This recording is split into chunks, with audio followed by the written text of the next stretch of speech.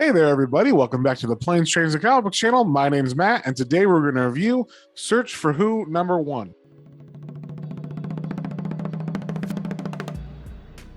And before we get into that, if you guys wouldn't mind sharing, subscribing, all that good stuff, it really helps me out and lets me know what you guys want to see more of. So with that being said, let's get straight into it. All right, as you can see, we got the cover here. It is #1 of the comic Search for Who. And it looks like it's going to be a good brawl comic. Looks kind of like Old Boy or something where there's one dude versus a bunch of guys. So looks pretty cool. This book is by John Suei and Steve Orlando are the writers. And then the artist is Rubin maybe.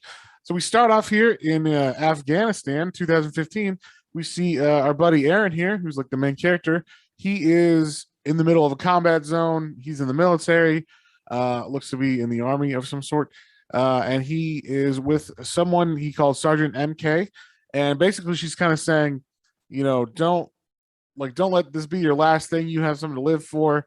Don't die out here for an idea when you have something real to go home to. And then we just cut straight to San Gabriel, California, and he's already coming home. And we see his family life is pretty nice. They're all happy to see him. They're eating food. And it turns out his family owns a nice restaurant called Say's Bar and Grill. So it seems like they're doing well. But as they're locking up, they get shot up by some masked people. And as you can see, it looks pretty bad. They both get hit. The mom is able to crawl over to the husband and, call 911 and wait for an ambulance, while they're both shot there. So Aaron goes to the hospital, of course, because his family's injured. His mom is actually awake and, I guess they got the bullet out and she's awake already. The dad is still in surgery. Oh, and she kind of says something that is off to him. She says, she's just relieved that he wasn't targeted too. And he's like, targeted?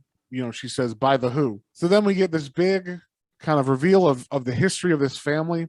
Turns out the mom's side is from some Russian Jews who came here during the revolution, and their name is Margolis.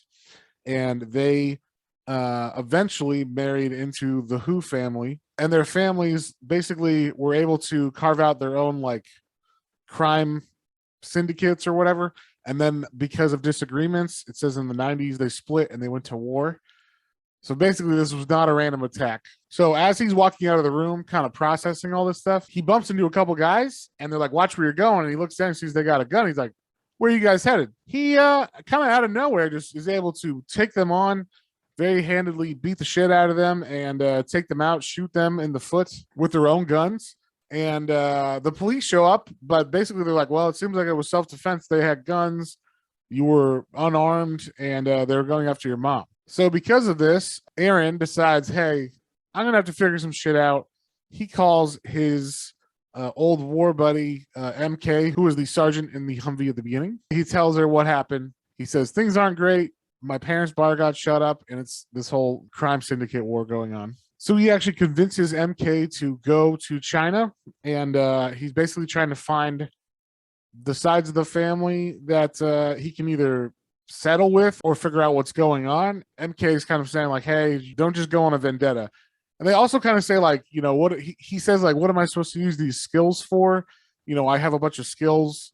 I guess he's talking about being in the military. So he goes to a bar in Dalian, China, where he's looking for his family members, and he sees Ezra and Nathan Margolis are here. And then right away, there already trouble starts. This guy named Bowen who comes in, and he's like, it stinks of Margolis in here. It's time they learn some respect. So I'm going to leave it here because I don't want to spoil the ending of this. But basically, I thought it was a good comic.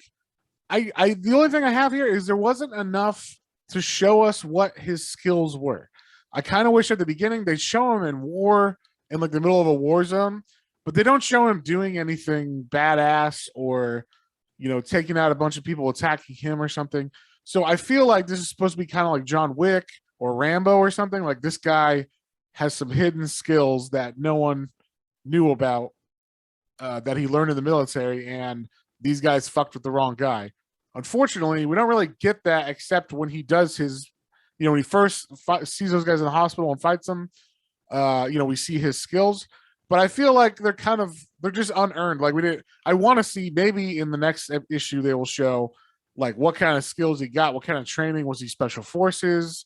What's going on? Is he Navy? He's not a Navy SEAL. Is he an Army Ranger? Or some Delta Force or something? What is he exactly, and why does he have enough skill to think he can take on crime families by himself?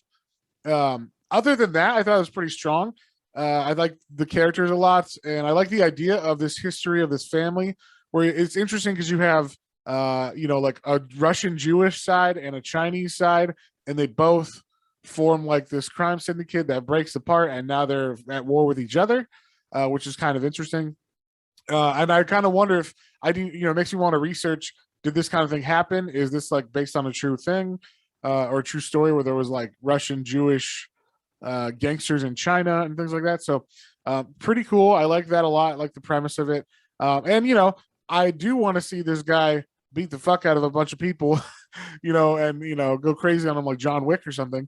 So I want to see that more if we can in this comic, in later issues. But I also want to see like where that came from. How did he get those skills?